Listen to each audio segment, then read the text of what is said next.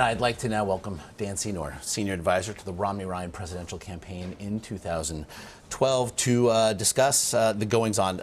Dan, I don't have enough time to go down the list of theoretically self-inflicted wounds by Donald Trump just in the last 48 hours. But you have said specifically that this past week has been a wake-up call for the GOP. What do you mean?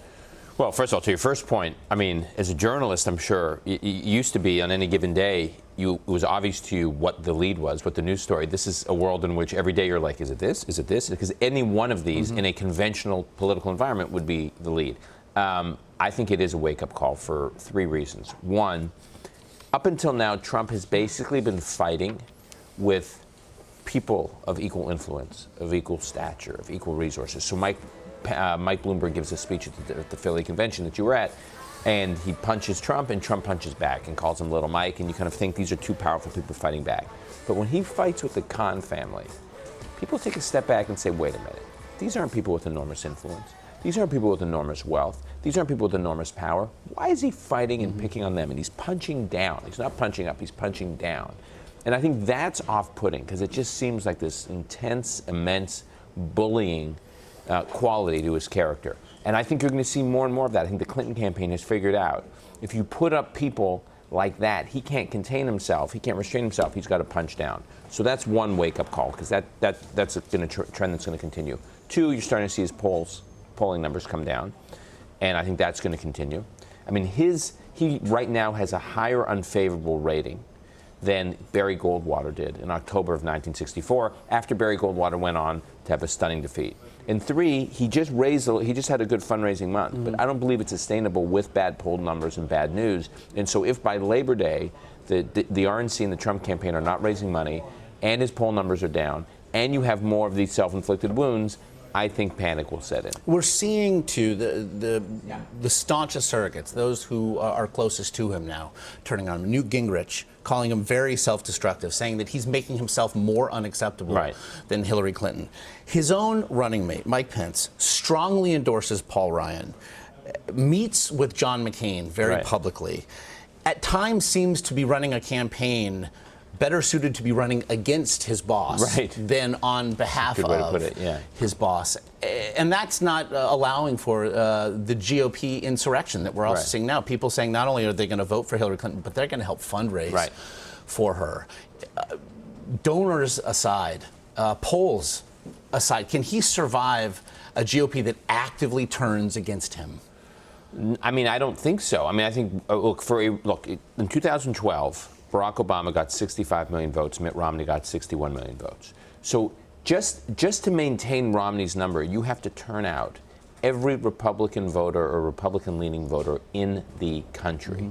And even then, as a conventional Republican, you're down, in that case, 4 million votes. So you can't risk, just to be competitive, you got to be figuring out a way to expand the base, not diminishing the base. And in Cleveland, it was 75 to 80% of likely Republican voters. He needed that to get into the 90s. That number hasn't moved. 21% now of self-described conservatives say that they will be going for Hillary Clinton in the fall. I mean, these are numbers that are running away from the campaign. He's literally shrinking the Republican map. It's not just one thing if he just defended it.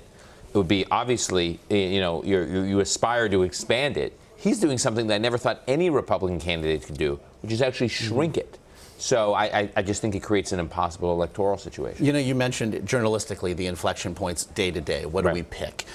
Something that stuck out to me just a few days ago, and he repeated it. It's now been perhaps something he'll start going to, is a reference to the idea that the general election is going to be rigged. It seems an interesting flag to plant, because it certainly suggests something that, if nothing else, he will be referring to sometime in the future. Yeah, I think it's extremely dangerous for our democracy. In 2000, after Bush v. Gore, you had some on the left who questioned the legitimacy of the 2000 election. In 2008, there were some kooks on the right who questioned the legitimacy of, the birther stuff, whether Obama was an actual citizen. You've never actually had the candidate. These are all people on the fringes, left or right. We've never had a situation where a losing candidate has thrown into question, thrown into debate whether or not the election was legitimate. And I think the degree that that can be destructive to our democracy people haven't fully thought through, and I'm very concerned about it. I do want to ask you about the news yesterday. Was it a ransom paid?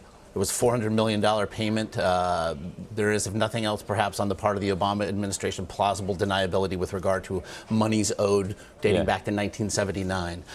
The optics of it, though, certainly would seem to have been red meat for the GOP candidate, who instead told a story yesterday about a secret video that thus far cannot be produced. It does seem, we've seen leading economic indicators that in perhaps campaign cycles past, somebody like the GOP nominee would have clung to.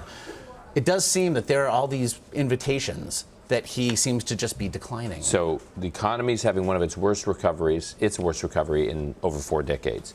The $400 million hostage ransom payments brings back into into sharp relief the whole Iran deal and why it makes people so uncomfortable. Hillary Clinton has had a couple of bad TV interviews. The whole email scandal at the DNC. Any one of these issues in a normal campaign would be seized upon by the opposing campaign and elevated. Instead, he's managed to distract from them or eclipse them or delegitimize them as issues because instead of just focusing on this ransom issue, he focuses on something that doesn't exist, which is video. This is a constant problem. It's as opposed to a team waking up every day and saying, what's the news of the day? How can we use it to capitalize on it for our campaign? And instead, they sort of say, look, where's the opportunity? Where's the low-hanging fruit? And let's see if we can destroy it. Like our Major Garrett says with very typical understatement, this is a campaign like no other. Correct. It's fair to say. Dan Senor, as always. Good to be with you. Really appreciate the time. Thanks.